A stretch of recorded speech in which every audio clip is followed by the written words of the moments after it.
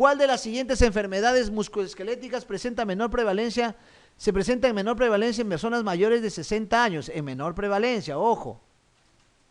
De hecho que el lupus, pues el lupus en ancianos es raro, no es frecuente. ¿Cómo es la presentación del lupus del anciano? Benigno.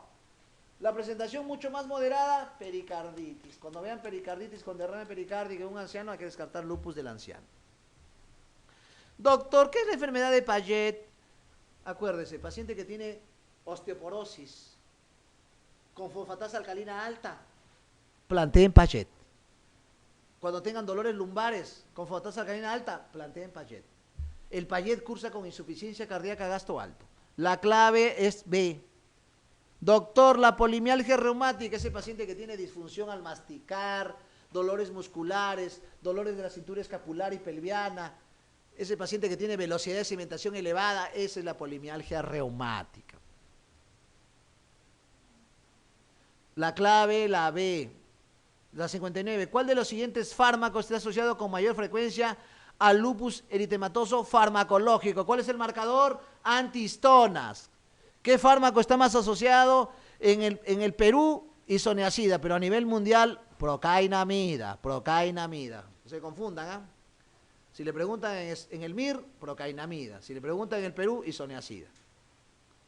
Campeones. Si una enferma con lupus eritematoso diseminado presenta infiltrado pulmonar, lo más probable que sea infiltrado pulmonar. Esta es una pregunta bien a la vez sencilla y a la vez compleja. Ya me estoy pareciendo al pensamiento chino. Sí, no. O sea, es lo que actualmente están hablando en la filosofía china, el sí, no, ¿no? Le preguntan a un pastor chino, le dice, el futuro ya está escrito. Sí, no. Dice. Ya ves tan complejo que es. Porque uno piensa que el futuro está escrito y a la vez se hace, ¿no? O sea, va a depender del ser humano porque es más filosofal, más religioso, es de la esfera de Dios, ¿no? Ahí está o sea, Dios para cada uno de nosotros tenemos un propósito, ¿no? Eso lo he llegado a entender hace un año que soy cristiano. Cada uno de nosotros tenemos un propósito en la vida. Pero nosotros, a través de ese propósito, hacemos un camino. Ese camino puede ser un camino de acuerdo a lo que uno quiere, porque eso sí se puede cambiar, por eso dice sí, no, por eso el destino o el presente o el futuro está escrito, sí, no, por eso, o sea, está escrito sí, pero lo puedes cambiar de repente para mejorar algunas cosas más, ¿no? Entonces es una filosofía muy bonita que hay que escribirlo. Bien, entonces ahí sería procainamida. En lo que corresponde a la patología pulmonar en lupus no hay pierde, doctores.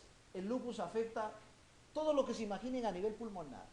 Puede hacer pleuritis, neumonitis, puede hacer hipertensión pulmonar, puede hacer hemorragia intraalveolar, puede hacer paresia diafragmática, fibrosis, EPIT. O sea, no hay pierde. Todo lo que ven acá da el lupus. Todo lo que ven acá da el lupus. Pero si un enfermo con lupus eritematoso presenta un infiltrado pulmonar, lo primero que tengo que descartar que no sea una infección. Porque el paciente lúpico, acuérdense, usa corticoides, usa inmunosupresores, se infecta. Entonces, la E, es una pregunta de agarre, pero todo lo que ven acá da el lupus. La 61, ¿cuál de las siguientes determinaciones de anticuerpos es de resultar positiva más específica para lupus eritematoso sistémico? Esto sí, pues anti-CM 30%, esto es casi específico para el lupus. Sensible y específico. Acuérdense que hay un perfil, lo que le llaman el perfil ENA, donde el anti-SM está a la cabeza, el perfil ENA, no se olvide. Acabo de pedir ayer a una paciente perfil ENA. ¿Cuál de los siguientes fármacos se considera hoy en día la elección en el tratamiento de la artritis reumatoide? El tratamiento de elección aquí, esta es una pregunta antigua, ¿no? Pero si le hubieran preguntado hoy, biológicos. La terapia biológica es la terapia Gold Standard. Se viene el EULAR del 4 al 7 de junio en París, en el Montjuic de París. Es biológicos. Rituximab, Fliximab, Etanercept, Gold Standard, tratamiento. Ya se está haciendo estudios de investigación, estoy en uno de ellos. ¿no? Pero si marcan acá, metrotexate, pues mi experiencia, acuérdense, metrotexate, la clave la B. Las sales, pero todos los que ven acá se usaron para artritis reumatoide.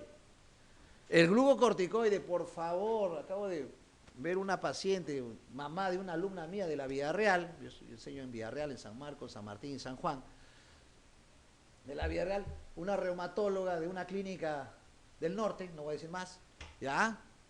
Del cono norte, le ha dado corticoides, la señora ha hecho un Cushing, ha hecho casi cetoacidosis diabética, una hiperglicemia de 800.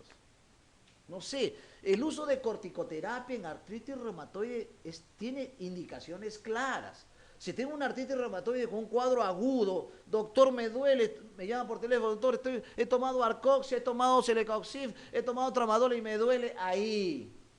Prednisona, pero a dosis bajas, dosis antiinflamatorias, menor de 20 miligramos. Mi esquema es el siguiente, ¿no? Yo le doy 15, 10 miligramos en la mañana, acuérdense, 2/3 en la mañana y 1/3 después del almuerzo. 10 miligramos con el desayuno, 1/3 después del almuerzo, 5 miligramos, 15. 5 días a 7 días, excelente la paciente.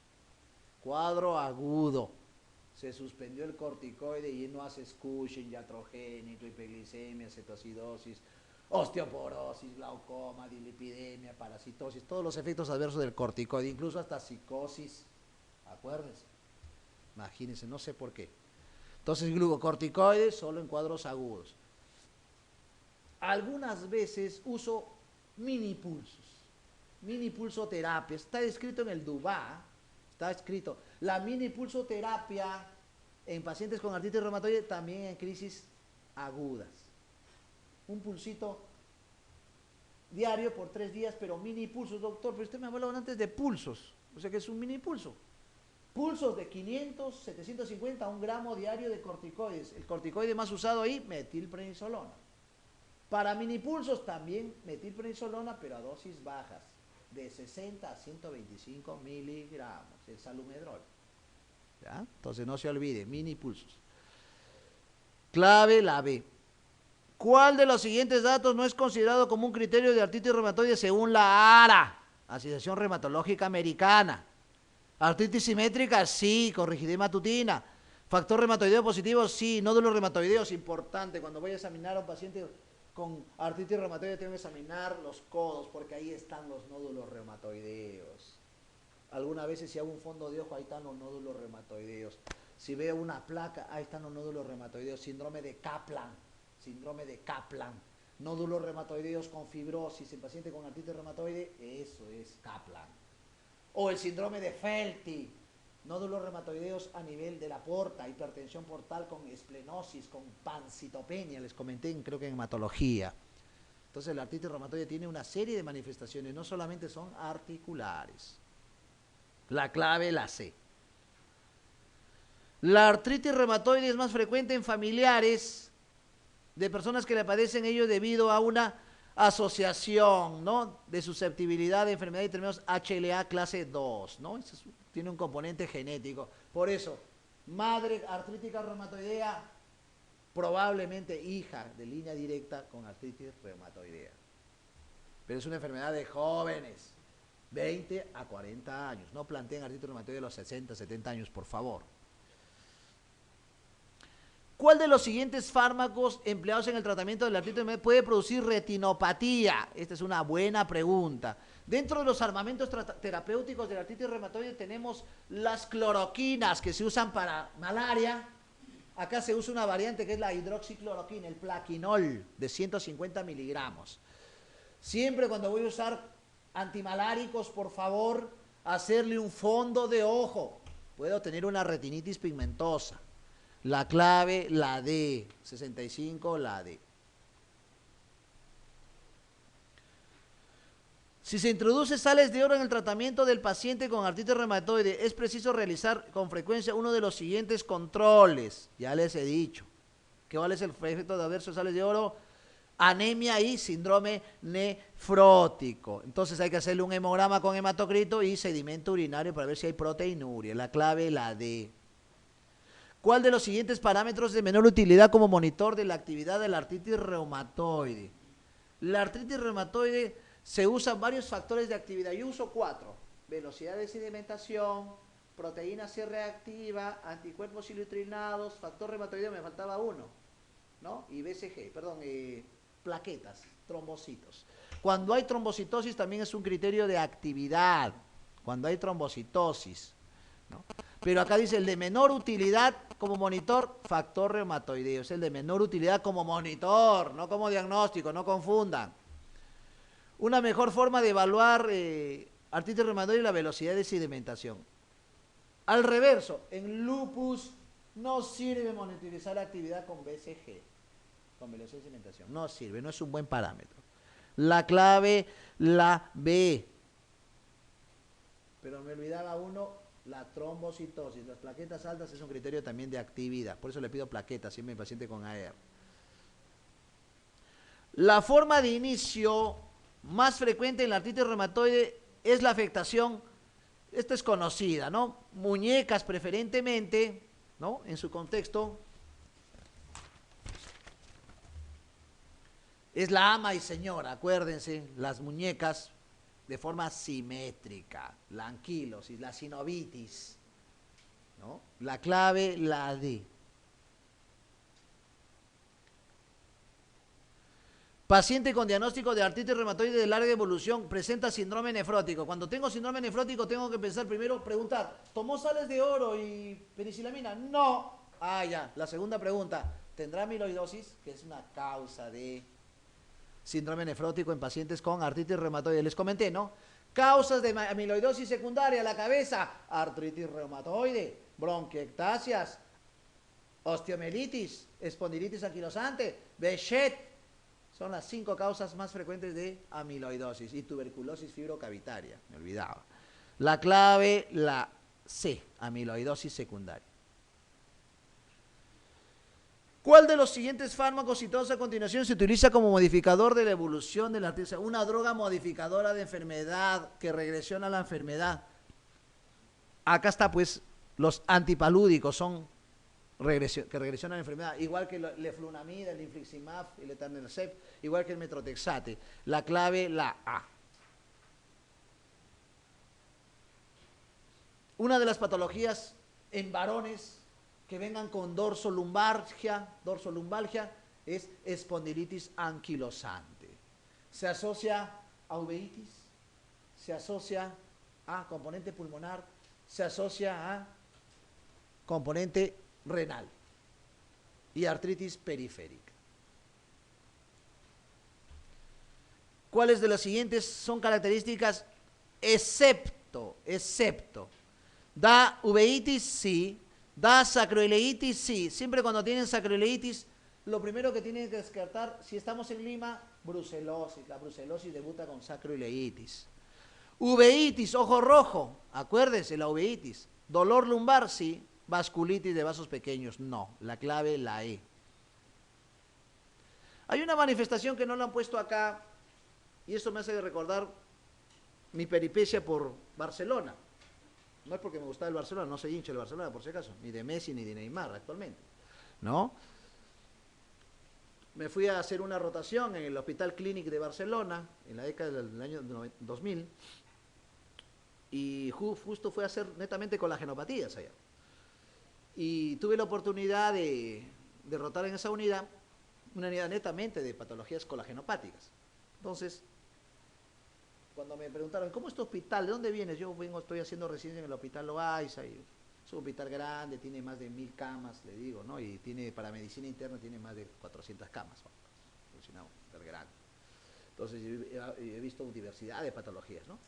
Y era cierto, había visto todas las colagenopatías que había por haber, Behçet, lupus, espondilitis anquilosante, Sjögren, esclerodermia, fosfolipídico, Sneddon, bueno, 150 patologías diversas, ¿no? Entonces sí se había visto, lo había visto y lo había leído.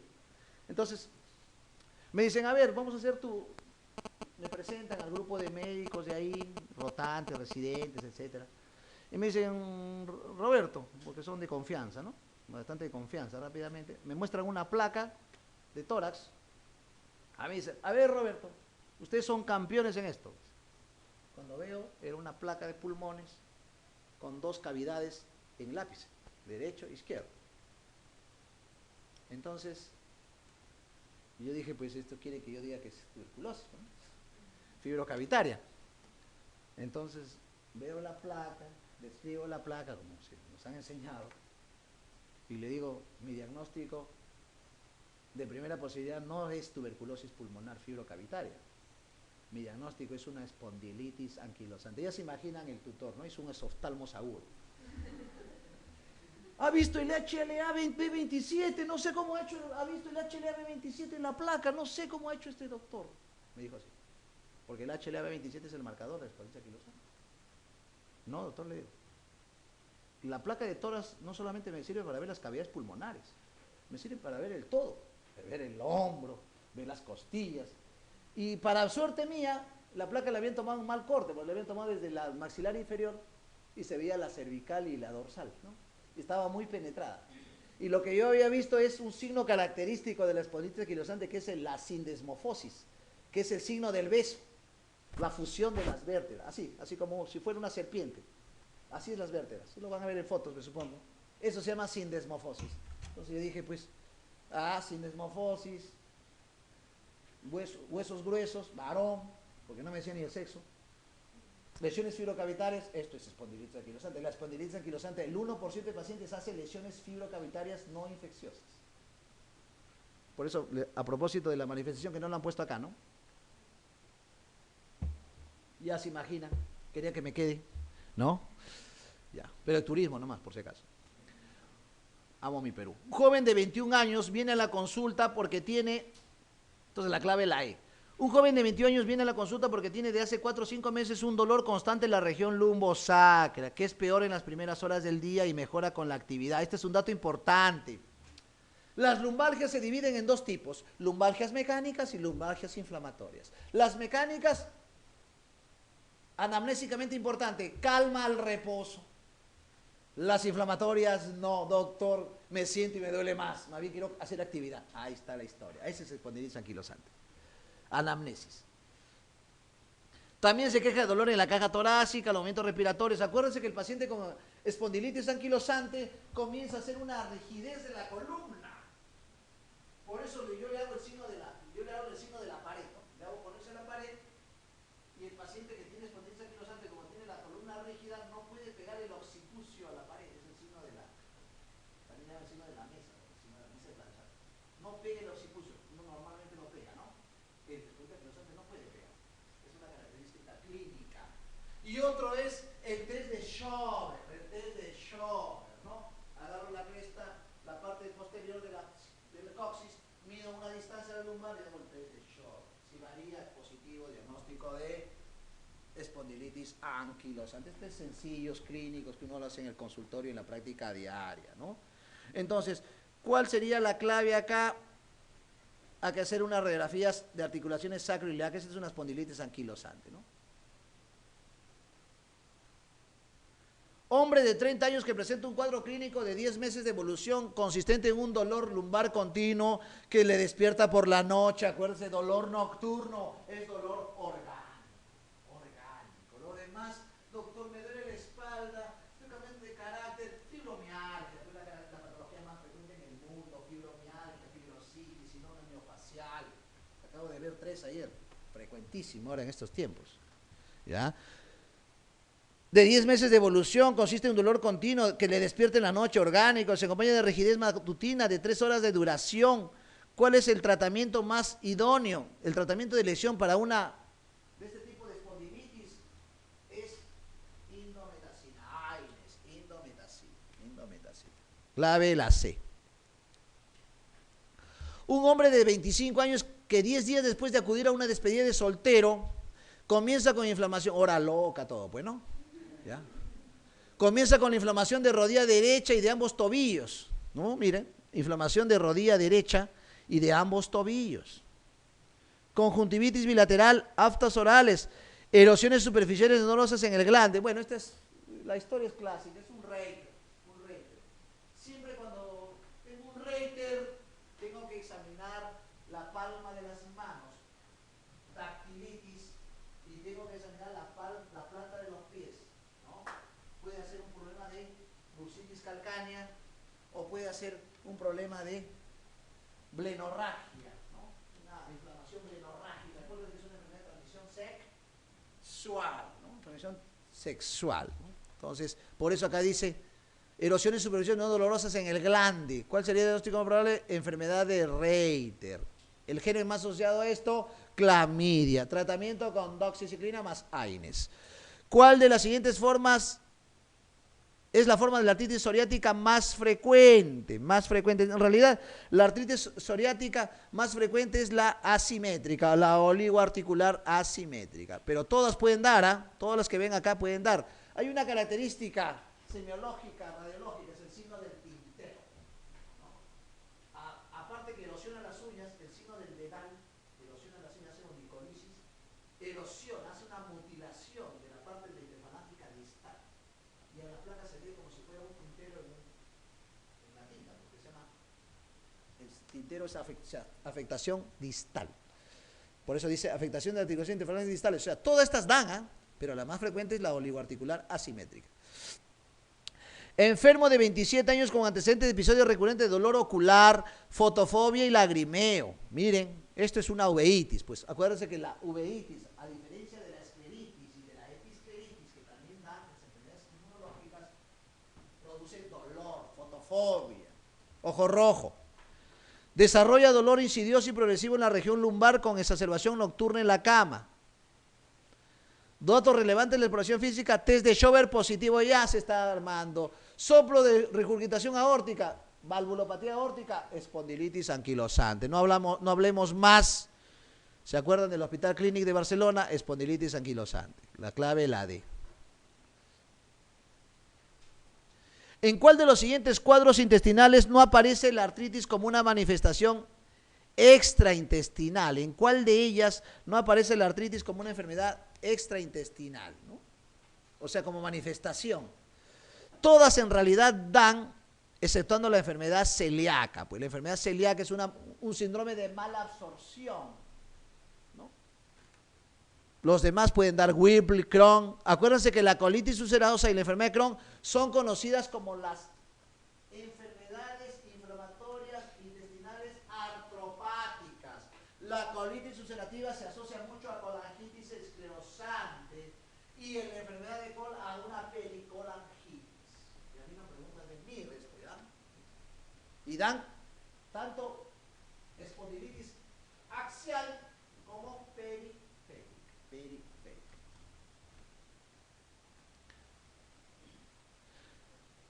¿Cuál es la forma clínica más frecuente de las artropatías? Creo que es la misma pregunta anterior. La clave, la A. 78, la A.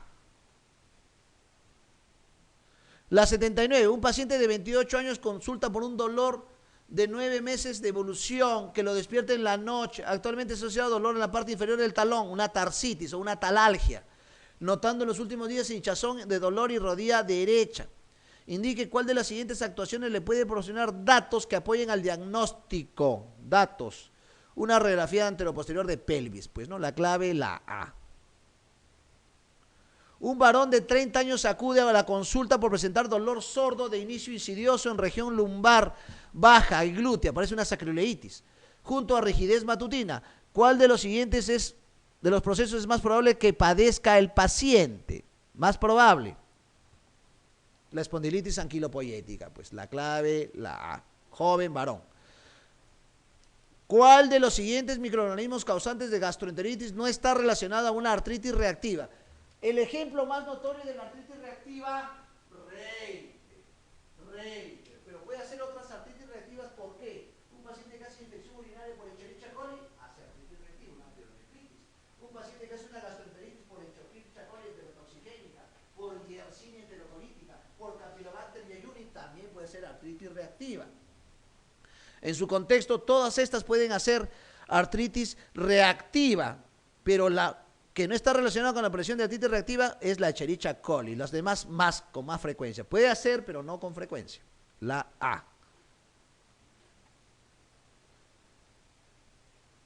En una espondilitis anquilosante, acuérdense que el HLA-B27 es el antígeno de histocompatibilidad que está asociado.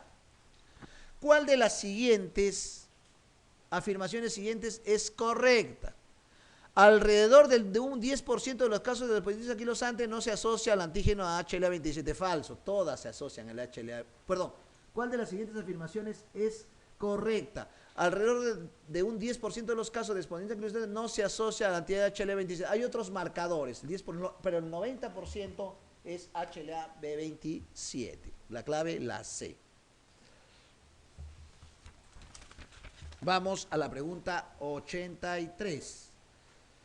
La artritis psoriática puede presentar distintas formas. ¿Qué corresponde a todas las siguientes? Excepto, no da poliartritis simétrica ni nódulo subcutáneo. Esta es la característica de la artritis reumatoide. Artritis reumatoide. La clave, la E. Un paciente de 27 años de edad viene a la consulta con una historia de 1 año de duración de dolor de ambos glúteos, irradiado la cara posterior por el muslo hasta su porción media, sacroileitis. El dolor es peor al amanecer y se acompaña de rigidez lumbar. Bueno, ¿cuál de los siguientes procedimientos aportaría más información para el diagnóstico? Radiografía de las articulaciones sacroiliacas o también HLA-B27, serían una de las dos la clave, ¿no? Pero no voy a pedir a todos HLA-27, esto ya es un diagnóstico más del punto de vista más profundo, ¿no? La clave, la E, 84, la E. ¿Cuál es la afectación extraarticular más frecuente en la espondilitis anquilopoyética? Más frecuente desde el punto de vista extraarticular. Acuérdense que da fibrosis, da amiloidosis, da todo en realidad, da todo el paciente con... Pero, ¿cuál es la más frecuente? Uveitis. Todo da, por si acaso, pero uveitis, la clave. ¿Cuál de los siguientes procesos no son efectivos como agente terapéutico de los corticoides? No es efectivo en los corticoides. ¿Lupus eritematoso sistémico? Sí. ¿Polimiositis? Sí.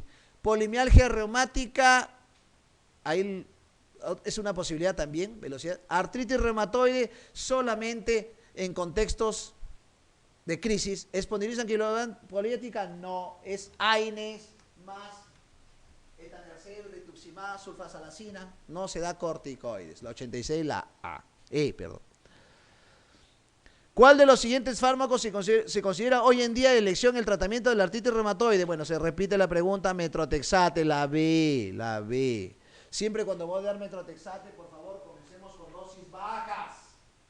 7.5. La tableta viene de 2.5 miligramos, o sea, 3 tabletas.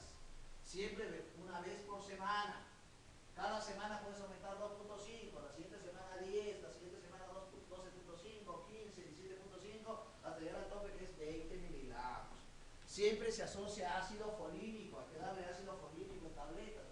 El ácido folínico viene de 0.5, 1 miligramo o 2 miligramos. ¿Para qué? Para evitar la anemia megaloblástica. Cada año se hace un screening, una radiografía de tórax, pruebas hepáticas y una ecografía. Acuérdense que hace cirrosis hepática y fibrosis pulmonar. Un hombre de 80 años que en una analítica se le detectan fosfatasas alcalinas aumentadas. Acuérdense, eso es enfermedad de Paget. ¿Qué prueba es la más óptima para darnos la idea de una extensión de la enfermedad? Prueba más óptica. Una gamografía ósea, pues para ver la extensión del Paget. La clave, la B. Nosotros, gamografía ósea, Paget es una patología poco frecuente. Generalmente hacemos gamografía ósea para ver osteomelitis, para ver osteólisis, metástasis ósea, en algunas otras enfermedades, ¿no? Todos los siguientes son manifestaciones de la espondilitis anquilopoyética, excepto, se repite la pregunta, 89, la E, vasculitis de pequeños vasos. Todo lo demás da. Una mujer de 42 años de edad que presenta de hace 6 meses en relación con el frío, episodios de palidez seguidas de dedos seguidas de enrojecimiento, refiere a artralgia. Esto es un Raynaud, acuérdese. Cuando piensen en Raynaud, 2 patologías más frecuentes, Raynaud, crioglobulinemia y esclerodermia. Crioglobulinemia y esclerodermia. Doctor, pero he leído que el lupus da, la artritis reumatoide da, el síndrome tifofosfídico da, la polimiositis sí da, pues, pero la frecuencia es esclerodermia y crioglobulinemia. Esto es un Raynaud. Pero aparte tiene disfagia. Ah, doctor, esto es Raynaud con disfagia. Esclerodermia. Y el marcador de la esclerodermia, el anti-CCL70, el anti-CCL70, ¿no? Entonces, ¿cuál es falso? Vamos a leer. El fenómeno de Raynaud es la manifestación inicial en el 100% de las formas limitadas y el más 70% de las difusas. ¿Eso es el falso? Tiene verdadero casi la consistencia, ¿no? Verdadero es eso. El esófago se afecta en un 75-90% de pacientes y hace hipomotilidad. Acuérdense del síndrome de CRES, calcinosis, estenosis esofágica, esclerodactilia y telangiectasias. Pruebas de función respiratoria, por supuesto, los pacientes hacen EPIT. ¿Qué es el EPIT? Enfermedad pulmonar, hipertensión difusa, fibrosis pulmonar, hipertensión pulmonar y cor pulmonar. Son las manifestaciones de la esclerodermia. Hay esclerodermias localizadas, lo que llaman el síndrome de Couplet, el Sauer. Hay esclerodermias localizadas, lo que se llaman los esclerodermas de Buschke, que se ven muy frecuentemente en diabetes. O sea, hay otras formas de esclerodermia que son más benignas. Los bloqueantes de calcio son eficaces en el tratamiento del fenómeno de Raynaud. Les comenté, creo que en el taller anterior, en los nefroprotectores, le dije, nefroprotectores, captopril, enalapril, aras y casos antagonistas como el amlodipino. Los casos antagonistas que se usaban antes era el nifedipino, que se usaba como antihipertensivo, pero hacía muchos isquemias, muchos infartos, por eso ya no se usa. ¿Dónde se fue el nifedipino? Solamente para Raynaud. Ahí se usa el nifedipino, en Raynaud. De 10 miligramos, sublingual. Verdadero. La aparición de anticuerpos antitopoimerasa, anti-CL70 predispone a un aumento de la fibrosis dérmica. No está en relación, es falso. El anti-CL70 sí, pero no está en relación a la fibrosis, o sea, directamente no. Es una aseveración intermedia, ¿no? La clave, la B. Una mujer de 70 años previamente bien consulta al médico por una pérdida aguda de la visión del ojo derecho. Miren, ojo derecho, mujer de 70 años, siendo diagnosticada de neuritis óptica isquémica, tiene velocidad de cimentación elevada, tiene hipertensión bien controlada, cuadro de cefalea. Este es un paciente con una arteritis de la temporal, velocidad de cimentación elevada, amaurosis, ceguera. Es una arteritis de la temporal. El tratamiento sería darle corticoides a 1 miligramo kilo peso. La clave, la D. Un hombre de 30 años sufre un cuadro gripal acompañado de lesiones cutáneas, rojo-violáceas, en miembros inferiores, toma paracetamol, las lesiones ceden parcialmente. A 3 meses vuelve a la consulta por un cuadro de poliartralgias junto con fiebre. Acuérdense que no siempre la fiebre es infecciosa. Puede ser inmunológica, colagenopática, neoplásica, farmacológica. Y empeoramiento de los nódulos subcutáneos. Ante la existencia de la elevación de la velocidad de cementación, la proteína C reactiva, inicia tratamiento con aspirina y a la semana sufre una parálisis facial derecha. Miren, qué interesante esta patología. Esto parece un Lyme, una enfermedad de Lyme, ¿no? Por la característica de presentación. Pero miren, hasta ahí parece el Lyme, porque la parálisis facial periférica repercute en Lyme. Pero no hay el evento epidemiológico que me haga parecer solamente un cuadro gripal, no hay una lesión dérmica que me haga parecer a una lesión infecciosa por ácaros, por pulgas, ¿no? Entonces, otra patología que te afecta el nervio facial es la sarcoidosis. Esta es una sarcoidosis. Qué bonita la medicina. Para el tratamiento de un ataque de gota agudo se pueden utilizar todos los siguientes fármacos, excepto que esta pregunta cae de madura, el allopurinol, pues, ¿no? Paciente de 45 años de edad acude a consulta por un cuadro de 5 meses de evolución de secreción nasal purulenta, tos con expectoración hemotoica, azoemia, ANCA-C positivo, doctor, no avanzo más, no ciclofosfamida y prednisona. La clave es una Wegener, una anotosis de Wegener, síndrome pulmón-riñón. La 95, la atrofia muscular puede ser evidente a las pocas semanas de inicio del cuadro. Vamos a ver. Entonces, los nódulos reumatóides suelen aparecer en más del 80% de pacientes con artritis reumatoide activa. Verdadero.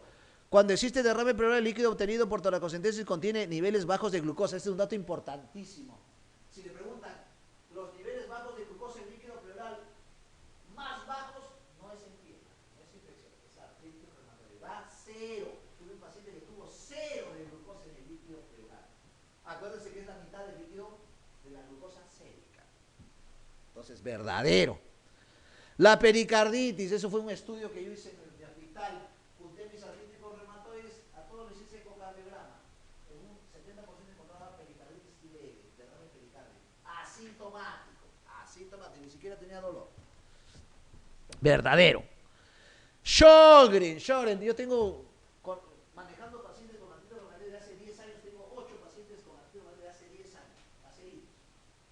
Y de los 8, 6 tienen Sjögren, que es xenoftalmia, ojo seco, doctor, siento que hay piedritas en mi ojo, sufren de conjuntivitis a repetición, o secreción mucopolureta. Y, doctor, cuando mastico el pan tengo que tomar bastante agua, xerostomía, boca seca, Zika.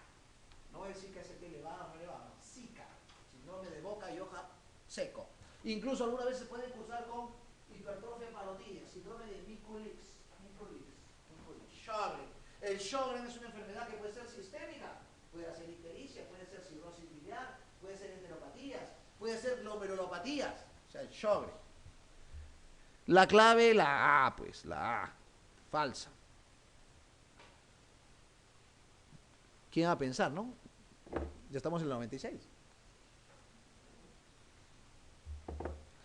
Acude a su consulta un enfermo de 28 años con un cuadro de 9 meses de evolución de dolor lumbar bajo asociado a rigidez matutina, dolor lumbar bajo de rigidez matutina, que mejora con el ejercicio y actividad, tiene dedos de salchicha, esta es una característica de las artritis seronegativas, doctores, artropatías seronegativas, espondilitis anquilosante, Still, Reiter, Bechet, psoriasis, son artropatías seronegativas, porque tienen factor reumatoideo negativo. No se olviden eso. Ahí viene el término.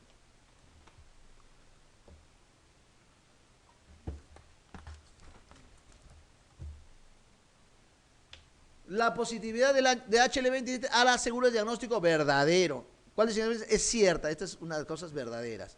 ¿Las corticoides orales serán parte importante del tratamiento en este paciente? No, el tratamiento es AINES más biológicos, sulfasalacina. La oveitis posterior es relativamente frecuente. En este momento indique cuál de las siguientes afirmaciones es cierta. Parece más. La oveitis posterior es relativamente frecuente en el curso evolutivo de estos pacientes. La oveitis anterior, más es posterior. La sulfasalacina será parte importante del tratamiento de estos pacientes. Verdadero. La radiografía entre lo posterior de pelvis y la columna aportará poco en el caso. Esto es falso. Este es falso. Acá tengo, este es falso, porque no aportará poco, va a aportar mucho, que es una espondilis anquilosante. Los corticoides orales serán parte importante del tratamiento. También es falso. Falso. La positividad de antígeno HL20 hará seguro el diagnóstico de espondilis anquilosante. No, hay un 10% que salen negativos. O sea, este es falso. Mitad verdadero, mitad falso. Este es falso. Falso. La sulfasalacina será parte importante del tratamiento del paciente. Verdadero. La D. La clave, la D.